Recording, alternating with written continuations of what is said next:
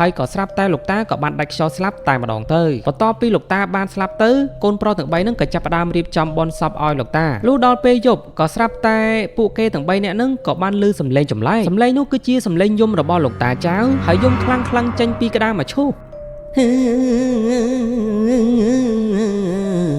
យ៉ាពីគេងឬនៅណាគុណប្រពន្ធបង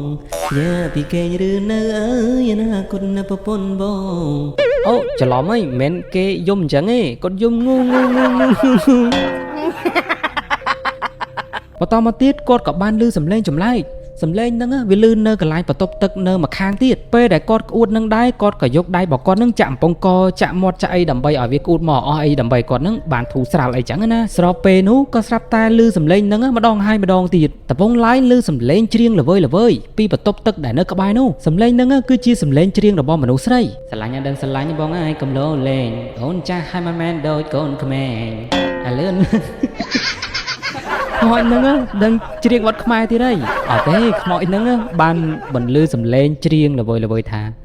ហេប្រាដឺខ្ញុំសុំទៅលេងផ្ទះប្រាដឺដែរឲ្យខ្ញុំទៅដែរទេអំឡុងពេលនោះប្ររត់ហ្នឹងគាត់ក៏បានទៅមើលក្បែរបន្ទប់ទឹកហ្នឹងអីចឹងណាគាត់ក៏បានឈ្ងោកមើលអីចឹងទៅមានមិត្តភ័ក្តិចំនួន2នាក់ដែលពួកគេទាំង2នាក់ហ្នឹងគឺជាមនុស្សដែលចូលចិត្តដើរប្រមាញ់សត្វឆ្កែនៅពេលយប់បាននិយាយខ្លីទៅគឺជាអ្នកដែលតាក់ឆ្កែយកទៅលក់នៅពេលយប់នៅថ្ងៃមួយពួកគេទាំង2នាក់ហ្នឹងក៏បានជួបរឿងចម្លែកឥឡូវមុននឹងចូលដល់សាច់រឿងរបស់យើងបើសិនជាបងប្អូនទាំងអស់គ្នាចង់គ្រប់គ្រងការផលិតវីដេអូរបស់ admin អ្នកនរគ្នាអាច scan QR នៅខាងក្រោមនេះក្រែងបងប្អូនទាំងអស់គ្នានឹងចង់ប៉ាកាហ្វេ admin អីចឹងណាព្រោះថាបើពឹងទៅលើលុយ YouTube ពឹងទៅលើលុយ Facebook គឺថាមិនរស់នោះទេបានតិចខ្លាំងណាស់តើកុំនិយាយច្រើនចូលដល់សាច់រឿងពេញរបស់យើងតែម្ដងទៅនៅយប់មួយមិត្តភ័ក្តិទាំង2នាក់គេហ្នឹងក៏បានជិះម៉ូតូដើរប្រមាញ់សត្វឆ្កែជាធម្មតាដោយសារតែថ្ងៃនេះដែរគេមានអារម្មណ៍ថាដូចជាចាយដាច់លុយចាយមិនមែនមានអារម្មណ៍ថាដាច់លុយចាយទេគឺថាដាច់លុយចាយតែម្ដងខ្ញុំសូមដាក់ឈ្មោះឲ្យពួកគេទាំង2នាក់ទៅដើម្បីឲ្យស្រួលហៅដោយសារតែនៅក្នុងហ្នឹងក៏គេមិនបានដាក់ឈ្មោះពិតដែរអ្នកដែលគាត់ដុកហ្នឹងគាត់មានឈ្មោះថាឌីហើយអ្នកដែលគាត់នៅខាងក្រោយហ្នឹងគាត់មានឈ្មោះថាសៀនគេនៅពីក្រោយឌីគេក៏បាននិយាយប្រាប់ឌីថាគេមានអារម្មណ៍ដូចជាស្រាវឆ្អឹងក្នុងមិននោះទេយប់នេះពិតជាត្រជាក់ខ្លាំងណាស់តិចខ្មោចមកលងអីទៅឌីប្រាប់ថាអាប៉ែនេះពិតជាមាត់ចង្រៃមែនមិនតន់ចេញបានប្រមាណផងនិយាយរឿងអភិមង្គលបានបន្ទាប់មកក៏ស្រាប់តែមានក្មេងប្រុសម្នាក់នឹងមិនដឹងជាលេងកូនបាល់មកពីណានោះទេចេញមកពីក្នុងផ្ទះហើយក៏បានជ្រុលគ្នាជាមួយនឹងពួកគេទាំងពីរនាក់ស្របពេលនោះក៏ស្រាប់តែមានឆ្កែមួយក្បាលយ៉ាងធំវាក៏បានរត់មកពាំងផ្លូវពីអ្នកគេនោះហើយក៏បណ្ដាលឲ្យពីអ្នកគេនោះជន់ឆ្កែមួយនោះហើយក៏ធ្វើឲ្យវានឹងបានបាត់បង់ជីវិតទៅចំណែកឯក្មេងប្រុសម្នាក់នឹងដែរគឺមិនមានជាការគ្រោះថ្នាក់អីនោះទេដោយសារតែឆ្កែនឹងវារត់ពាំងផ្លូវមុនអីចឹងណាបន្តមកពីអ្នកគេនឹងក៏បានប្រទះឃើញថាសត្វឆ្កែហ្នឹងវាបានស្លាប់ហើយអញ្ចឹងពួកគេកំពុងតែរកឆ្កែផងឌីនឹងគេក៏បានឲ្យសៀននឹងចាប់អូសឆ្កែនឹងយកទៅលក់យកទៅផ្ទះតែម្ដងទៅក្រោយពីពួកគេលក់ឆ្កែនឹងហើយអស់រយៈពេលប្រហែលជា3ខែពួកគេនឹងក៏ចាប់ផ្ដើមធ្វើសកម្មភាពនឹងជាបន្តទៅទៀតថ្ងៃមួយគេក៏បានជិះម៉ូតូនឹងដើរតាក់ឆ្កែជាធម្មតាពេលនោះដែរក៏ស្រាប់តែគេក៏បានឃើញសមោលស្អីនោះទេដែលវាប្រៀបបានទៅនឹងសត្វឆ្កែមិនដឹងនោះទេបន្ទាប់មកពួកគេទាំងពីរនាក់ក៏ភ្លេចមើលផ្លូវហើយក៏បានរេចង្កូតទៅបុកនៅកន្លែងខឿនមួយស្របពេលនោះឌីនឹងគេក៏បានឃើញថានឹងគឺជាព្រលឹងរបស់សត្វឆ្កែដែលវាមានពណ៌ដូចជាពណ៌ត្នោតពណ៌លឿងអីចឹងទៅឌីគេក៏បាននិយាយថាក្រែងឆ្កែនឹងគឺជាឆ្កែដែលគេធ្លាប់បុកកាលពី3ខែមុនហើយមិនក៏វានឹងមកកន្លែងនេះទៅវិញបន្ទាប់មកឆ្កែនឹងក៏បានរលាយបាត់ពីកន្លែងនឹងបាត់ទៅហើយឌីគេក៏បានងាកទៅឃើញគ្នាបកគេសៀននឹងបានស្លាប់បាត់បង់ជីវិតបាត់ទៅហើយដោយសារតែគ្រោះថ្នាក់មិញហើយនេះពិតជាកម្មពៀពិតមែនមិនតន់អីផងឥឡូវងាប់បាត់ឥឡូវសាច់រឿងទី1ក៏មកដល់ទីបញ្ចប់ចូលដល់សាច់រឿងទី2គេនិយាយតាក់ទងទៅនឹងក្រុមគ្រួសាររបស់លោកតាចៅតែគាត់មានកូនប្រុសចំនួន3នាក់ហើយក៏មានកូនប្រសានឹងចំនួន3នាក់ផងដែរលោកតាចៅមានវ័យចំណាស់ហើយក៏មានជំងឺឈឺជាទម្ងន់ដែលគាត់មានជាការខ្វិនផងដែរប៉ុន្តែកូនប្រសារបស់គាត់ទាំង3នាក់នឹងអត់មានអ្នកណាគេនឹងមើលថែអាសាគាត់នោះទេទុកបណ្ដោយឲ្យគាត់នឹងឈឺនៅតែម្នាក់ឯងអីចឹងទៅលុះដល់ថ្ងៃមួយក៏ស្រាប់តែជំងឺរបស់លោកតានឹងក៏ចាប់ផ្ដើមឈឺជាទម្ងន់ហើយក៏មានលោកយាយម្នាក់គាត់បានកាន់กระดาษយ័ន្តមួយព្រមទាំងទៀនម្ដងផងដែរគាត់បានយកមកអុជហើយក៏ដាក់នៅចិត្តលោកតាអីចឹងណាពេលនោះទៀនក៏ចាប់ផ្ដើមឆេះម្ដងបន្តិចហើយក៏ឆេះអស់ហើយក៏ស្រាប់តែលោកតាក៏បានដាច់ខ្យល់ស្លាប់តែម្ដងទៅបន្ទាប់ពីលោកតាបានស្លាប់ទៅកូនប្រុសទាំង3ហ្នឹងក៏ចាប់ផ្ដើមរៀបចំបុណ្យសពឲ្យលោកតាលុះដល់ពេលយប់ក៏ស្រាប់តែពួកគេទាំង3នាក់ហ្នឹងក៏បានឮសំឡេងចម្លែកសំឡេងនោះគឺជាសំឡេងយំរបស់លោកតាចៅហើយយំខ្លាំងចេញពីក្តារមឈូស อย่าពីគេឬនៅណាគុណណាប្រពន្ធបងอย่าពីគេឬនៅអើយណាគុណណាប្រពន្ធបងអូច្រឡំហីមិនមែនគេយំអញ្ចឹងទេគាត់យំងូបន្ទាប់មកដោយសារតែកូនប្រុសទាំង3នាក់ហ្នឹងគាត់ផ្អើលសំឡេងយំរបស់លោកតាពួកគេទាំងអស់គ្នាក៏ចាប់ផ្ដើមទៅយកខ្សែពួរខ្សែហ្នឹងចងក្តាមបញ្ជូននោះឲ្យវាចូលទៅវិញបន្ទាប់មកក៏ស្រាប់តែមានអ៊ំប្រុសម្នាក់គាត់មានឈ្មោះថាធូគាត់ក៏បានដើរមកហើយក៏បានថាស្ដីបន្ទោសទៅឲ្យបងប្អូនទាំង3នាក់នោះគាត់ថាពួកឯងទាំង3អស់អ្នកហ្នឹងគឺមិនចេះមើលថែអាសាឪពុកសោះឥឡូវឪពុកហ្នឹងច្បាស់ជាគាត់ត្រូវការអីឬមកក៏ទៀមទីអីមួយយ៉ាងហើយបានគាត់យំអញ្ចឹងហើយលោកតាម្នាក់ហ្នឹងដែរគាត់មានស្នាមសាក់ស្នាមដូចជាស្នាមផ្លែនៅលើភ្នែកនៅក្នុងចំណោមពួកគេទាំង3នាក់ហ្នឹងគឺមានបងប្រុសម្នាក់ដែលគាត់បានជេរប្រមាថទៅកាន់អ៊ំប្រុសម្នាក់ហ្នឹងថាអ៊ំប្រុសម្នាក់ហ្នឹងគឺឈួតអីណាណីអីចឹងទៅប៉ុន្តែអ៊ំប្រុសម្នាក់ហ្នឹងក៏បាននិយាយថាឪពុករបស់ឯងហ្នឹងគឺគាត់ទៀមទាឲ្យឯងហ្នឹងត្រូវតែយកបាយមកហូបទៅសែនឲ្យគាត់រយៈពេល3ឆ្នាំពេញដោយសារតែពួកឯងកាលនៅរស់ហ្នឹងពួកឯងមិនដែលមើលថែអាសាគាត់នោះទេឥឡូវគាត់ទៀមទាធ្វើបែបហ្នឹងបើមិនអញ្ចឹងទេពួកឯងនឹងរកស៊ីអត់មានបានហើយពួកឯងនឹងត្រូវឈឺឬមួយក៏កើតរឿងសយជាប្រចាំបន្ទាប់ពីបានដឹងរឿងហ្នឹងហើយពួកគេទាំង3នាក់ហ្នឹងក៏ចាប់ផ្ដើមធ្វើតាមអ៊ំប្រុសម្នាក់ហ្នឹងដោយសារតែពេលដែលអ៊ំប្រុសម្នាក់ហ្នឹងនិយាយអញ្ចឹងមានបងប្រុសទី1ម្នាក់ហ្នឹងគាត់បានឈឺក្បាលឈឺអីចឹងទៅហើយគាត់ក៏បានធ្វើតាមហើយសាច់រឿងទី2របស់យើងក៏មកដល់ទីបញ្ចប់ឥឡូវយើងបន្តចូលដល់ក្នុងសាច់រឿងទី3នេះគឺជាសាច់រឿងមួយដែលគេនិយាយតាក់ទងទៅនឹងអ៊ំប្រុសម្នាក់ដែលគាត់មានឈ្មោះថាភីលោកអ៊ំភីគឺជាអ្នកដែលយាមកាមនៅកន្លែងទំនប់ទឹកមួយកន្លែងនៅថ្ងៃមួយនោះគាត់ពិតជាអបសុកហើយនឹងធុញខ្លាំងមែនតែនហើយគាត់ក៏បានដើរចេញមកក្រៅអីចឹងទៅបន្ទាប់ពីដើរចេញមកហើយគាត់ក៏បានដើរចូលទៅក្នុងវិញហើយក៏ចាប់ផ្ដើមសម្រាកបន្ទាប់ពីបានចូលសម្រាកប្រហែលជា1ម៉ោង2ម៉ោងក៏ស្រាប់តែគាត់នឹងក៏បានឮសំឡេងស្រែកដែលចេញពីកន្លែងទំនប់ទឹកមួយនោះអ្នកដែលស្រែកហ្នឹងគាត់បានស្រែកឲ្យជួយផងអីចឹងទៅស្រែកមកសន្ទុះក៏ស្រាប់តែបាត់សំឡេងឈឹងអំឡុងពេលនោះគាត់ក៏សង្ស័យថាមានពីណាគេនឹងមកលេងសើចជាមួយគាត់ទៅដឹងដោយសារតែគាត់នឹងអាសាឃើញអីចម្លែកអាសាឃើញខ្មោចអីជាដើមអីចឹងទៅដោយសារតែមិនអាចនៅបានគាត់ក៏ចាប់ផ្ដើមយកពិលយកអីហ្នឹងយកមកឆ្លោះមើលថាពីណាគេលេងសើចមួយគាត់ដើរចូលដើរឡើងក៏ស្រាប់តែដូចឃើញពីណាគេនោះទេអណ្ដែតនៅកន្លែងទឹកកន្លែងទំនប់ទឹកមួយនោះអណ្ដែតប៉លគាត់ក៏បានយកឈើនឹងឆ្កឹះមើលឆ្កឹះចុះឆ្កឹះឡើងគាត់ក៏ទៅតែដឹងថានឹងគឺជាមនុស្សឲ្យពិតប្រាកដមិនមែនខ្មោចទេលុះដល់ពេលព្រឹកយើងក៏ទៅតែដឹងថាសាកសពដែលគាត់បានប្រទះឃើញនឹងគឺជាសាកសពរបស់ស្ត្រីបរទេសម្នាក់ដែលគាត់បានលងទឹកអីចឹងណាហើយសាច់រឿងរបស់យើងនេះក៏មកដល់ទីបញ្ចប់ផងដែរនិយាយទៅគឺថារៀងខ្លីៗដែរទេឥឡូវយើងបន្តដល់សាច់រឿងរបស់យើងបន្តទៀតសាច់រឿងបន្ទាប់គេនិយាយទាក់ទងទៅនឹងសត្វពស់គឺជាពស់ថ្លាន់ដែលវាបានកកស្ទះនៅកន្លែងលូមួយនៅក្នុងទីក្រុងរបស់ប្រទេសចិនហើយចំពោះសាច់រឿងនេះបើសិនជាបងប្អូនឮសំឡេងរំខានអីអ្នកនរគ្នាទ្រាំស្រាប់សិនទៅដោយសារតែនៅចិត្តតែមាននឹងមានពិធីបុណ្យនៅព្រឹកមួយមានកងកម្លាំងខាងប៉ូលីសនឹងគេបានចុះមកកាន់ទីតាំងកន្លែងមួយនៅប្រហែលជាចិត្តក្រុងដែ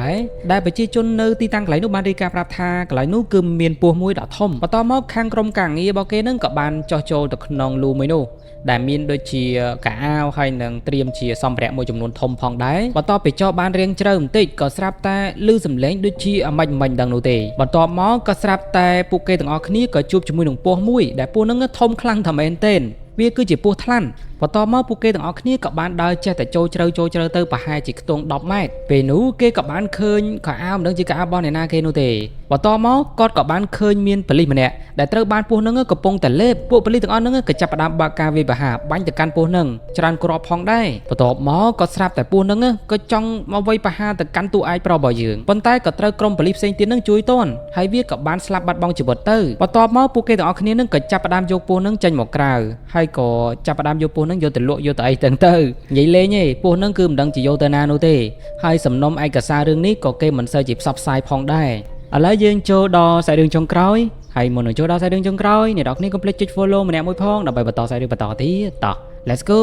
សាច់រឿងនេះគេនិយាយទាក់ទងទៅនឹងបរិមម្នាក់ដែលគាត់មកពីជប់លៀងវិញក៏បានជួបជាមួយនឹងខ្មោចតោះឥឡូវយើងចូលដល់សាច់រឿងរបស់យើងទៅខ្ញុំសូមដាក់ឈ្មោះតួអង្គរបស់យើងនឹងដាក់ឈ្មោះថាប្ររិទ្ធដំបូងឡើយប្ររិទ្ធនឹងគាត់បានមកពីជប់លៀងនៅកន្លែងផ្ទះមិត្តភ័ក្តិរបស់គាត់នៅខ្ទង់ម៉ោង10យប់ដើរទៅត្រេតត្រោតនឹងក៏ស្រាប់តែវិលមកខ្ញាល់ហ្មងពេលនោះគាត់ក៏បានឃើញបន្ទប់ទឹកសាធារណៈនៅក្បែរនោះគាត់ក៏បានរត់ចូលទៅក្នុងនឹងតែម្ដងស្របពេលនោះដែរគាត់ក៏មិនចាប់អារម្មណ៍អីច្រើនដែរគាត់ក៏បានរត់ទៅក្អួតនៅកន្លែងរន់មួយដែលរត់នឹងគឺជាកន្លែងឡាបូលាងដៃអីចឹងណាបន្តមកទៀតគាត់ក៏បានឮសំឡេងចម្លែក សំឡេងហ្នឹងវាលឺនៅកន្លែងបន្ទប់ទឹកនៅម្ខាងទៀតពេលដែលគាត់ក្អួតនឹងដែរគាត់ក៏យកដៃរបស់គាត់នឹងចាក់អំពង់កចាក់មាត់ចាក់អីដើម្បីឲ្យវាក្អួតមកអស់អីដើម្បីគាត់នឹងបានធូរស្រាលអីចឹងណាស្របពេលនោះក៏ស្រាប់តែលឺសំឡេងហ្នឹងម្ដងហើយម្ដងទៀតដំបងឡាយលឺសំឡេងច្រៀងល្វើយពីបន្ទប់ទឹកដែលនៅក្បែរនោះសំឡេងហ្នឹងគឺជាសំឡេងច្រៀងរបស់មនុស្សស្រីស្រឡាញ់ដឹងស្រឡាញ់បងហើយកុំលោលេងអូនចាស់ហើយមិនមែនដូចកូនក្មេងអាលឿនខ្មោចហ្នឹងដឹងច្រៀងវត្តខ្មែរទៀតហើយអត់ទេខ្មោចហ្នឹងបានបន្លឺសំឡេងច្រៀងល្វើយថាហេប្រាដឺខ្ញុំសុំទៅលេងផ្ទះប្រាដឺដែរឲ្យខ្ញុំទៅដែរទេអំឡុងពេលនោះប្ររត់ហ្នឹងគាត់ក៏បានទៅមើលក្បែរបន្ទប់ទឹកនឹងអីចឹងណាគាត់ក៏បានឈ្ងោកមើលអីចឹងទៅប៉ុន្តែអត់ឃើញមានពីណាគេនៅកន្លែងហ្នឹងតទេសោះមើលចុះមើលឡើងក៏ស្រាប់តែចេញអើតមកតែក្បាលពេលនោះដែរក៏ស្រាប់តែខ្មោចហ្នឹងវាក៏បានបង្ហាញខ្លួនចេញមកជាទម្រង់ខ្មោចពេញសិតតែម្ដងហើយវាក៏បានកាច់កក្រែកជាទម្រង់ពណ៌ខ្មៅប្ររត់គ្រាន់តែឃើញអញ្ចឹងភ្លាមគាត់ក៏បានដេកដួលភ្លឹកសន្លប់នៅកន្លែងហ្នឹងតែម្ដងបន្ទាប់ពីសន្លប់គាត់ក៏បានភ្ញាក់មកវិញហើយក៏ដឹងថាខ្លួនឯងនៅក្នុងមន្ទីរពេទ្យការដែលគាត់សន្លប់ហ្នឹងគឺមានអ៊ំស្រីអនាម័យម្នាក់គាត់បានទៅសម្អាតបន្ទប់ទឹកអីចឹងណាហើយក៏បានឃើញប្ររត់ហ្នឹងហើយគាត់ក៏បាននាំប្ររត់ហ្នឹងមកកាន់មន្ទីរពេទ្យហើយសាររឿងរបស់យើងក៏មកដល់ទីបញ្ចប់ត្រឹមនេះអូខេអ្នកនរគ្នាសាររឿងរបស់យើងដល់ទីបញ្ចប់ហើយកុំភ្លេចណាអ្នកនរគ្នាចុច follow ឲ្យបានច្រើនផងណាបាទអរគុណហើយកន្លែងនោះគឺជាកន្លែងដែលគេសម្រាប់កប់សាកសពពេលនោះតកែស្រីក៏បានចេញមកហើយក៏បាននិយាយថាសាច់ឯងពិតជាមើលទៅទំនងឆ្ងាញ់ណាស់កាលពីថ្ងៃមុនណាខ្ញុំបានឲ្យឯងនឹងទៅសិនដោយសារតែឃើញឯងនឹងវាស្គមពេកសង្ស័យតែសម្បូរទៅដោយព្រូនសត្វល្អិតនៅក្នុងពោះពេកហើយអញ្ចឹងខ្ញុំក៏បានលួចដាក់ថ្នាំទម្លាក់សត្វល្អិតឲ្យឯងនេះកុំឲ្យសូវមានសត្វល្អិតខ្លាំងពេកឥឡូវដល់ពេលដែលឯងនឹងត្រូវធ្វើជាមុខម្ហូបថ្មីរបស់យើងហើយស្របពេលនោះក៏ស្រាប់តែមានខ្មោចមួយក្រុមនឹងបានមកជួយប្រូលីហើយក៏ធ្វើឲ្យពីរអ្នកម្ចាស់ហាងនោះរត់គេចចេញពីកន្លែងនោះបាត់ទៅចំណែកឯលីវិញគេក៏បានប្រឹងប្រែងអស់នេះគឺជាសាច់រឿងមួយដែលកើតឡើងតាំងតែពី10ឆ្នាំមុនមកម្ល៉េះដែលមានយុវជនម្នាក់គាត់បាននិទានប្រាប់យើងគាត់មានឈ្មោះថាឌីទើបតែបញ្ចប់ការសិក្សាផ្នែកវិស្វករហើយក៏ទៅធ្វើការជាមួយនឹងលោកពូម្នាក់មានឈ្មោះថាលោកពូលូកំពុងតែអបសុកឌីគេក៏បានសួរទៅកាន់លោកពូលូដោយសារតែល្បីថាគាត់នឹងគឺមានញាណទី6ហើយគាត់តែងតែអាសាឃើញខ្មោចអាសាឃើញអីចម្លែកឌីក៏បានសួរទៅកាន់លោកពូលូថាតាំងតែពីពូធ្វើខាងការងារហ្នឹងដែលជួបរឿងអីចម្លែកដែរអត់និយាយប្រាប់ឲ្យខ្ញុំបានដឹងផងលោកពូលូបាននិយាយថាគាត់មិនចង់លាក់អីទេគាត់មានរឿងមួយដែលរឿងហ្នឹងកើតឡើងតាំងតែពីមួយឆ្នាំមុនមកម្ល៉េះដំបូងឡើយគឺមានលោកមេការម្នាក់ដែលមានឈ្មោះថាលាវនៅថ្ងៃមួយក៏មានអបតហេតុកើតឡើងចំពោះកម្មករសំណង់ហើយក៏បណ្ដាលឲ្យបរិមម្នាក់ហ្នឹងគាត់បានស្លាប់ហើយតាកែមកការសំណង់ក៏ចាប់ផ្ដើមផ្ដល់ប្រាក់សំណងទៅកាន់ក្រុមគ្រួសារនៃសាកសពប៉ុន្តែលោកពូលាវហ្នឹងគាត់បែរជាយកប្រាក់សំណងហ្នឹងគឹបកេងមិនព្រមឲ្យទៅកាន់ក្រុមគ្រួសារនៃជនរងគ្រោះនោះទេហើយគាត់ក៏ជួបរឿងនឹកស្មានមិនដល់លុះដល់យប់មួយក៏ស្រាប់តែគាត់កំពុងតែដេកលក់ស្រាប់ក៏បានឃើញព្រលឹងស្អីមិនដឹងនោះទេនៅពីក្រោយខ្នងហើយនោះគឺជាព្រលឹងខ្មោចរបស់ជនរងគ្រោះលោកពូលាវពេលដែលបានឃើញដូច្នោះគាត់ក៏បានស្រែកជាខ្លាំងបន្ទាប់មកគាត់ក៏បានភ្ញាក់ហើយគាត់ក៏បានប្រាប់ទៅកាន់កម្មករផ្សេងទៀតថាគាត់មិនដឹងជាយល់សពឬមួយក៏យ៉ាងម៉េចនោះទេដែលបានឃើញព្រលឹងស្អីមិនដឹងនោះទេដែលមានពណ៌ខ្មៅអ្នកដែលធ្វើការជាមួយគាត់ក៏បានសួរថាឯងនឹងព្រើលភ្នែកតែដឹងហើយគ្មានស្អីកើតឡើងផងហ្នឹងបន្ទាប់មកគាត់ក៏បានដេកសម្រាកទៅវិញហើយក៏បានឃើញព្រលឹងហ្នឹងវាមកម្ដងទៀតដែលមកលោកនេះគឺថាមកសើហៅកោខើតែម្ដងឆាប់សងលុយខ្ញុំភ្លាមព្រលឹងនោះគឺជាខ្មោចរបស់ជនរងគ្រោះឲ្យពិតប្រាកដពូលាវក៏បានស្រែកជាខ្លាំងធ្វើឲ្យផ្អើលអស់អ្នកភូមិអ្នកស្រុកនៅកន្លែងម្ដុំនោះបន្ទាប់មកគាត់ក៏មិនហ៊ានដេកតទៀតដែរលុះព្រឹកឡើងគាត់ក៏បាននិយាយជាមួយនឹងតកែផ្សេងទៀតគាត់បាននិយាយថាក៏ពិតទៅលុយដែលលោកតកែធំនឹងគាត់ផ្ដល់ជាសំណងគាត់បែរជាលួចគឹបកេងហើយក៏រក្សាលុយនឹងចាយទាំងអស់តែម្ដងបន្ទាប់មកតកែម្នាក់នោះក៏បានណែនាំថាឯងគួរតែយកលុយនឹងទៅឲ្យម្ចាស់ក្រុមគ្រួសាររបស់គេវិញទៅបើសិនមិនអញ្ចឹងទេឯងនឹងត្រូវខ្មោចលងបះសក់ជាមិនខាននោះទេលុះដល់ថ្ងៃបន្ទាប់លោកពូលាវនៅមិនបានគាត់ក៏បានប្រមូលលុយដែលជាប្រាក់សំណងរបស់ក្រុមគ្រួសារនៃសពយកទៅឲ្យក្រុមគ្រួសាររបស់គេវិញទៅហើយតាំងតែពីពេលនឹងមកលោកពូលាវក៏មិនដែលបានជួបរឿងខ្មោចអីបន្តទៀតដែរខ្សែរឿងបន្តនិយាយទាក់ទងទៅនឹងក្មេងប្រុសម្នាក់គាត់គឺជាមនុស្សម្នាក់ដែលចូលចិត្តដើរលេងនៅកន្លែងចម្លែកខ្លាំងមែនទែននៅថ្ងៃមួយហ្នឹងគាត់ក៏បានដើរទៅកន្លែងមួយដែលកន្លែងហ្នឹងគឺជាកន្លែងភោជនីយអាហារដែលសម្រាប់ឲ្យមនុស្សម្នាដែលចូលចិត្តញ៉ាំអាហារនៅពេលយប់ហ្នឹងអាចចូលទៅញ៉ាំនៅកន្លែងនោះបានបន្តមកបរិមម្នាក់ហ្នឹងគាត់ក៏បានឲ្យម្ចាស់ហាងហ្នឹងដាក់ មហូបពិសេសឲ្យគាត់ម្ចាស់ហាងក៏បានយកម្ហូបទាំងអស់ហ្នឹងយកមកដាក់ឲ្យបរិមម្នាក់នោះបរិមម្នាក់ហ្នឹងញ៉ាំយ៉ាងឆ្ងាញ់តែម្ដងឥឡូវកុំឲ្យពិបាកស្ដាប់ខ្ញុំសូមដាក់ឈ្មោះឲ្យបរិមម្នាក់ហ្នឹងថាលីហ្នឹងគេបានញ៉ាំម្ហូបបដាគេគិតនៅក្នុងចិត្តបដាថារូបមន្តម្ហូបហ្នឹងពិតជាឆ្ងាញ់ខ្លាំងមែនទែនគេចង់រៀនមកធ្វើម្ហូបពីកន្លែងហាងមួយហ្នឹងដើម្បីទៅបើកមុខរបរសម្រាប់គ្រួសាររបស់គេមូលហេតុដែលលីគាត់គិតអញ្ចឹងដោយសារតែអញ្ចេះដោយសារតែលីហ្នឹងគាត់អត់ដឹងថារកស៊ីអីនោះទេអញ្ចឹងលីក៏មានគំនិតថាចង់បើកមុខម្ហូបបែបហ្នឹងយកទៅលក់នៅកន្លែងតំបន់ផ្ទះរបស់គាត់ផងដែរស្របពេលនោះលីហ្នឹងក៏បានហៅម្ចាស់ហាងប្រុសហ្នឹងឲ្យមកជួបហើយគាត់ចង់សួររូបមន្តទាក់ទងទៅនឹងរបៀបធ្វើប៉ុន្តែម្ចាស់ស្រីហ្នឹងអត់ប្រាប់ទេហើយអ្វីដែលកាន់តែចម្លែកហ្នឹងអាកន្លែងហាងហ្នឹងគឺលក់តម្លៃធូរថ្លៃសមរម្យមែនតើហើយម្ហូបវិញរសជាតិឆ្ងាញ់ហើយសាច់ជូរស្រស់ល្មមឆ្ងាញ់ខ្លាំងតែមែនតើហ្មងដោយសារតែសួរដេញដោលម្ចាស់ហាងហ្នឹងមិនប្រាប់លីហ្នឹងគេក៏បានវិលត្រឡប់ទៅកាន់ផ្ទះរបស់គេវិញបន្ទាប់មកទៀតគេក៏បានទៅពិភាក្សាជាមួយនឹងមិត្តភ័ក្តិរបស់គេឈ្មោះថាសំគេបាននិយាយថាមុខម្ហូបដែលគេបានញ៉ាំនៅកន្លែងហាងមួយឆ្ងាញ់មែនតើហើយគេក៏ចង់រៀនហើយនឹងសុំរូបមន្តដើមពីម្ចាស់ហាងទាំងអស់នោះម្ចាស់ហាងហ្នឹងមិនព្រមលក់ស្នាដៃរបស់គាត់មកឲ្យគេនោះទេដោយសារតែរឿងហេតុហ្នឹងឯងទើបធ្វើឲ្យលីហ្នឹងគេកេងមិនលក់ពេញមួយយប់ហើយក៏បានចេះតែដើរពីវាលពីកាលនៅកន្លែងព្រៃមួយពេលនោះគេដើរក៏ស្រាប់ត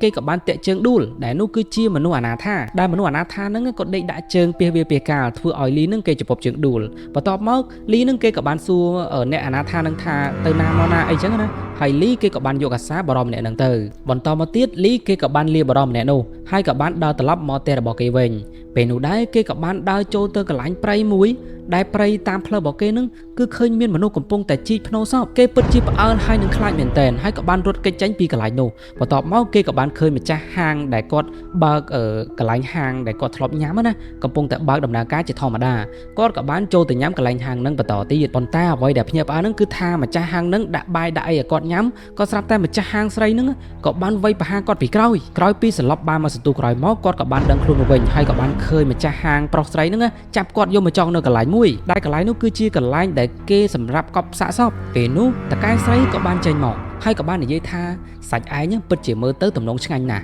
កាលពីថ្ងៃមុនណាខ្ញុំបានឲ្យឯងនឹងទៅសិនដោយសារតែឃើញឯងនឹងវាស្គមពេកសង្ស័យតែសម្បូរទៅដោយព្រូនសត្វល្អិតនៅក្នុងពោះពេកហើយអញ្ចឹងខ្ញុំក៏បានលួចដាក់ថ្នាំទម្លាក់សត្វល្អិតឲ្យ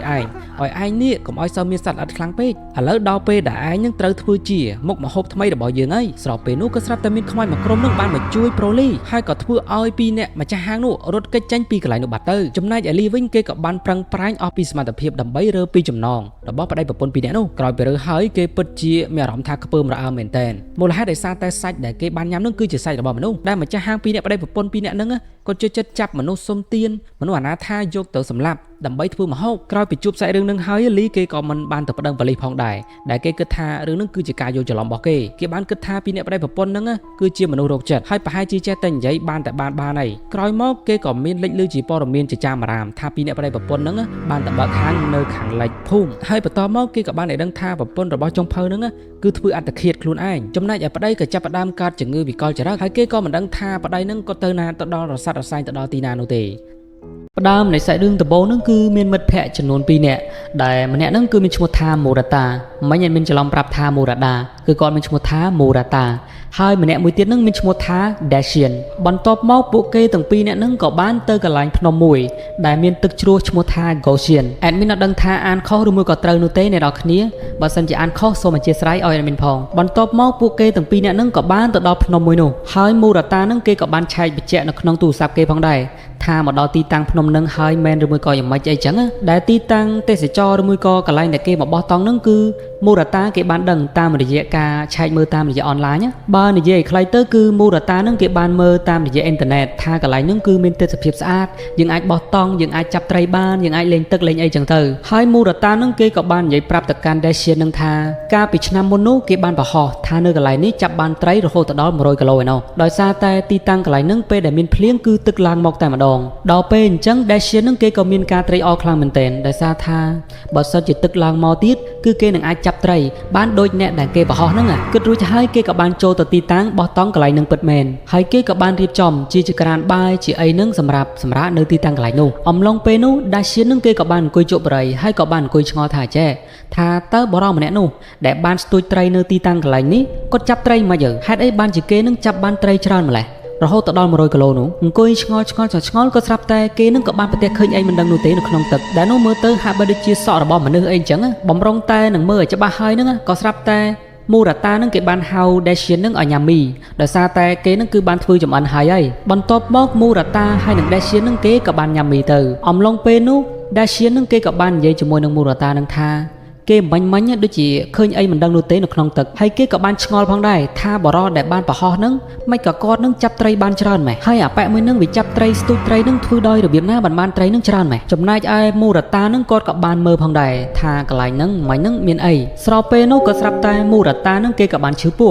ហើយមូរតានឹងគេក៏បានប្រាប់ទៅកាន់ Dacian នឹងឲ្យនៅចាំគេកន្លែងហ្នឹងសិនដោយសារតែគេនឹងចង់ទៅបន្ទប់ទឹកបន្តិចសិនហើយ Dacian នឹងគេក៏បានឲ្យពិលនឹងទៅកាន់មូរតាផងដែរហើយគេក៏បានបញ្ជាក់ប្រាប់មូរតានឹងឲ្យញ៉ាំមកវិញផងដោយសារតែគេនឹងគឺនៅតែឯងរៀនខ្លាចដែរអីចឹងបន្ទាប់ពីមូទីតានឹងគេបានដើរចេញប្រហែលជាបានមួយសន្ទុះក្រោយមក Dacian នឹងគេក៏បានយកទូរស័ព្ទនឹងយកមកចុចលេងហើយក៏បានមើលរឿងមើលនេះមើលនោះអីចឹងស្ទូចបដាមើលរឿងមើលនេះមើលនោះអីបដាមើលក៏ស្រាប់តែទូរស័ព្ទមួយនឹងក៏បានរលត់ភ្លឹបតែម្ដងស្របពេលនោះក៏ស្រាប់តែមូរតានឹងក៏បានមកពីក្រោយហើយមូរតានឹងគេក៏បានសួរទៅកាន់ Dacian នឹងថាតើឯងនឹងចាប់ត្រីបានដែរអត់ Dacian គេក៏បានឆ្ងល់តែម្ដងគេថាហាហើយមូរតានឹងមកវិញលឿនម៉េចចំណែកឯមូរតានឹងគាត់បានប្រាប់ទៅកាន់ Dacian ថាកន្លែងហ្នឹងគឺអត់មានត្រីនោះទេ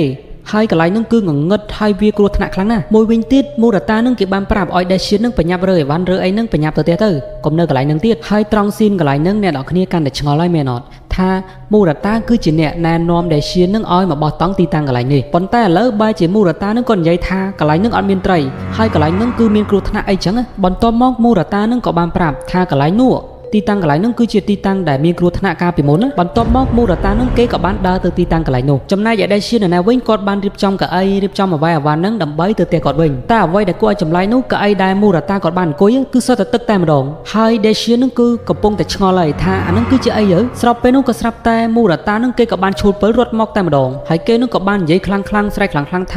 យើងប្រញាប់ចាក់ចេញពីទីតាំងកន្លែងហ្នឹងទៅហើយ Dacian នឹងក៏បាននិយាយថាហាយើងទៅតែមកទេតាហើយមិនក៏ប្រញាប់ទៅវិញលឿនម៉េចឯងនឹងនិយាយអីហ្នឹងបន្ទាប់ពីនិយាយគ្នាបានមួយផ្លេតនោះមូរតានឹងគាត់ក៏បានសម័យថាពេលដែលគាត់ទៅបន្ទប់ទឹកហ្នឹងគាត់បានឃើញអក្សរហ្នឹងគេសរសេរដាក់នៅលើអញ្ចឹងនឹងដាក់ថាចុចអត់មានអានអត់ដាច់ទេអធិស្ឋានអ្នកនរគ្នាកន្លែងនឹងអានអត់ដាច់ហើយតួអង្គអត់និយាយប្រាប់ទៀតបន្ទាប់មកមូរតានឹងក៏បានលើកទូរស័ព្ទខលទៅកាន់ Dacian នឹងតែម្ដងដោយសារតែខលមកកាន់ Dacian មិនចូលគេក៏បានរត់មកទីតាំងកន្លែងហ្នឹងហើយគេក៏បានឃើញខ្លួនរបស់គេនឹងកំពុងតែអង្គុយចិត្ត Dacian តែម្ដងហើយរឿងហេតុហ្នឹងគឺមកដល់កន្លែងហ្នឹងឯងអ្នកនរគ្នាពេលដែលម្នាក់ដែលមានរូបរាងស្តៀងទៅនឹងមូរតាហ្នឹងគាត់បានដើរចេញទៅហើយម្ចាស់ខ្លួននឹងក៏បានចេញមកភ្លាមតែម្ដងហើយ Dacian នឹងក៏បានប្រាប់ថាមិញហ្នឹងគឺឯងបានទៅកន្លែងនេះកន្លែងនោះអញ្ចឹងណាពេលដែលមូរតាគេបានឈូលពិលទៅមើលហ្នឹងក៏ស្រាប់តែឃើញនរណាគេនោះទេកំពុងតែផុសក្បាលមកពេលដែលមូរតាគេបានឃើញអញ្ចឹងភ្លាមគេក៏បានប្រាប់ទៅកាន់ Dacian នឹងប្រញាប់រើអីវ៉ាន់ហ្នឹងទៅតែម្ដងទៅបន្ទាប់មកពួកគេទាំងពីរនាក់ហ្នឹងក៏បានឡើងទៅលើឡានហើយពីរនាក់គេហ្នឹងក៏បានសន្ទនាគ្នាដែល Dacian នឹងគេបានសួរទៅកាន់មូរតាថាឯងថ្ងៃក្រោយកំណំយើងមកកាន់ទីតាំងកន្លែងដែលមានគ្រោះថ្នាក់អញ្ចឹងទៀតអីហើយគេក៏បាននិយាយថាកន្លែងហ្នឹងប្រហែលជាមានខ្មោចទន្លេហ្នឹងបានចាប់អ្នកស្ទូចត្រីហ្នឹងបាត់ហើយអញ្ចឹងយើងកុំនិយាយតាក់ទងទៅនឹងរឿងរបស់បរិមម្នាក់ហ្នឹងទៀតអីអញ្ចឹងយើងទាំងអស់គ្នានឹងមានសុវត្ថិភាពហើយឯងនឹងកុំភ្លេចដែរយើងផងឥឡូវយើងសុំដេកបន្តិចសិនណាហើយខ្ញុំសង្ឃឹមថានៅពេលដែលខ្ញុំភ្ញាក់ឡើងគឺយើងនឹងទៅដល់ផ្ទះតែម្ដងនៅចុងក្រោយនៃសាច់រឿងអ្នកនរគ្នាដឹងមកអត់រូបរាងកាយរបស់មូរតាគឺថាមានទឹកហូរស្រក់មិនដឹងនោះទេហើយពួកគេទាំងពីរនាក់នឹងក៏បានបើកឡាននឹងចូលមកទីតាំងកន្លែងនឹងម្ដងទៀតហើយសាច់រឿងរបស់យើងក៏មកដល់ទីបញ្ចប់ត្រឹមនេះឈប់អត់តន់អូររំលងទៅណាឯណាតែមាននិយាយបកស្រាយសិននិយាយទៅឈុតឆាកនៃចុងបញ្ចប់នៃសាច់រឿងនឹងគឺថាadmin សង្ស័យថាពួកគេទាំងពីរនាក់នឹងគឺជាខ្មោចដែលត្រូវបានលងទឹកស្លាប់នៅទីតាំងកន្លែងហ្នឹងដែលពួកគេទាំងពីរនាក់នឹងគឺវល់ធ្វើសកម្មភាពដដែលអីចឹងហើយឧទាហរណ៍អ្នកនរគ្នាឧទាហរណ៍ថាអ្នកនរគ្នានឹងតបោះតង់ហើយក៏ស្រាប់តែតបោះតង់ចំកន្លែងដែលមានឃាតកម្មឬមួយក៏កន្លែងដែលធ្លាប់មានមនុស្សស្លាប់មានគ្រោះថ្នាក់អីចឹងតើអ្នកនរគ្នានឹងគិតមិនឧទាហរណ៍ថាអ្នកនរគ្នាបោះតង់កន្លែងហ្នឹងក៏ស្រាប់តែកន្លែងហ្នឹងធ្លាប់មានមនុស្សលងទឹកមនុស្សស្លាប់អីកន្លែងហ្នឹងហើយខ្មោចហ្នឹងកំពុងតែវល់លក្ខណៈថាវងវល់នៅកន្លែងហ្នឹងហើយយើងទៅបោះតង់នៅកន្លែងហ្នឹងហើយអ្នកនរគ្នាយល់មិនដែរមានអារម្មណ៍មិនដែរខ្លាចអត់ហើយរឿងមួយហ្នឹងគឺគេចង់មានន័យអញ្ចឹងឯងអ្នកនរគ្នាលក្ខណៈថាខ្មោចស្លាប់ហើយប៉ុន្តែនៅវល់ឃើញសកម្មភាពធ្វើសកម្មភាពហ្នឹងគឺដដែលវល់ចោះសាច់រឿងមួយនេះដែរបានកើតឡើងនៅក្នុងអំឡុងឆ្នាំ2010នៅក្នុងប្រទេសចិនដែលមានបរិសុទ្ធចំនួន4នាក់ដែលគាត់គឺជាអ្នកធ្វើការរួមគ្នានៅកន្លែងការដ្ឋានមួយលុះដល់ពេលល្ងាចក៏ត្រូវដល់ពេលវេលាដែលពួកគាត់ត្រូវឈប់សម្រាក ពេលនោះដែរក៏មានបរិសដែលជាអ៊ំចាស់ម្នាក់ក៏បាននិយាយថាថ្ងៃហ្នឹងពិតជាចម្លែកខ្លាំងមែនទែនដោយសារតែព្រះច័ន្ទថ្ងៃនេះពេញវងតែម្ដងមើលទៅពិតជាស្រស់ស្អាតខ្លាំងណាស់ពេលនោះអ៊ំលីនឹងគាត់ក៏បាននិយាយថាពួកយើងគួរតែឆាប់ចូលគេងបន្តិចទៅព្រោះស្អែកយើងត្រូវធ្វើការពីព្រលឹមផងក្រោយពីបាននិយាយគ្នាមកប្រាវហើយពួកគាត់ក៏បានចូលសម្រាកលុះដល់ពេលយប់ក៏ស្រាប់តែក៏មានលឺសំឡេងសម្រាប់ជើងពីណាពីណីនោះទេក្រោកនៅពាក់កណ្ដាលយប់អ៊ំលីគាត់ឆ្ងល់ហ្មងដោយសារតែគាត់ទៅតែដេកលក់បានមួយសបកដែរអញ្ចឹងណាពេលនោះអ៊ំលីនឹងគាត់ក៏បានកាន់ពិលហើយក៏ឈូលមើលអីចឹងណាតើពីណាគេក្រោកនៅពាក់កណ្ដាលយប់ស្នូជើងនឹងដូចធ្ងន់ដល់ហើយបន្ទាប់មកគាត់ក៏បានឃើញបរោះរាងមៀតធំម្នាក់ដែលគាត់ស្លៀកតែខោខ្លីទេហើយក៏អត់មានស្បែកជើងដែរពេលនោះអ៊ំលីនឹងគាត់ក៏បាននិយាយថាណែអាចយ៉ាងហីហើយនឹងដើរចូលបន្ទប់គេតាពីហើយឯងទៅណាទៅណៃនឹងឯងមករោស្អីនឹងបរោះម្នាក់នឹងក៏ឆ្លើយប្រាប់ថាខ្ញុំមកទាលុយសងលុយខ្ញុំវិញមក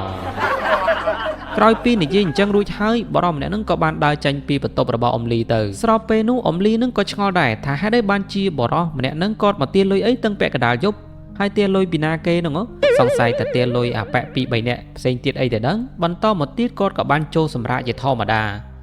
ដេកមិនទាន់ជាបានប្រមាណផងក៏ស្រាប់តែឮសំឡេងជាងគេផ្សេងដែលជាកម្មករដូចគ្នាណាគាត់ក៏បានស្រែកឆោឡោឡើងដែលកម្មករនៅបន្ទប់ផ្សេងទៀតនឹងក៏បានស្រែកថាគឺមានមនុស្សនៅកន្លែងបាតរណ្ដៅអីចឹងណាមិនមនុស្សទេគឺជាសាកសពដោយបានឮអញ្ចឹងភ្លាមអ៊ំលីនឹងគាត់ក៏បាននាំគ្នាដែលជាអ្នកដែលសម្រាកនៅក្នុងបន្ទប់តែមួយចេញមកមើលតែម្ដងពេលនោះគាត់ក៏បានឃើញសាកសពដែលគេកប់នៅកន្លែងបាតរណ្ដៅដែលគេត្រៀមនឹងធ្វើអីចាក់គ្រឹះចាក់អីចឹងណាហើយក្នុងសាកសពនឹងដែរគឺមានបៀមកាក់នៅកន្លែងមាត់របស់គាត់ពេលដែលអ៊ំលីបានឃើញសាកសពអញ្ចឹងគាត់ក៏ស្លន់ស្លោជាខ្លាំងដោយសារតែគាត់ទៅតែបានឃើញបរិមម្នាក់ហ្នឹងទៅទាលុយពីគាត់បន្ទាប់មកគាត់ក៏បានសន្លប់ហើយអស់រយៈពេលប្រហែលជា10ថ្ងៃក្រោយមកទើបគាត់នឹងមកធ្វើការជាធម្មតាវិញបន្តមកទៀតអ៊ំលីនឹងគាត់ក៏នៅតែធ្វើការជាធម្មតាអីនឹងឯងពេលនោះដែរក៏ស្រាប់តែគាត់នឹងក៏បានជីចំកន្លែងភ្នោសពដែលភ្នោសពនឹងដែរគឺជាភ្នោសពកាលពីបុរាណកាលដោយមិនបង្អង់យូរអ៊ំលីគាត់ក៏បានជីកកន្លែងនោះបន្តទៀតហើយក៏បានឃើញក្បាលខ្មោចដែលមានប៉មកាក់ដោយសារតែមិនឃើញមានពីណាគេនៅក្បែរនោះ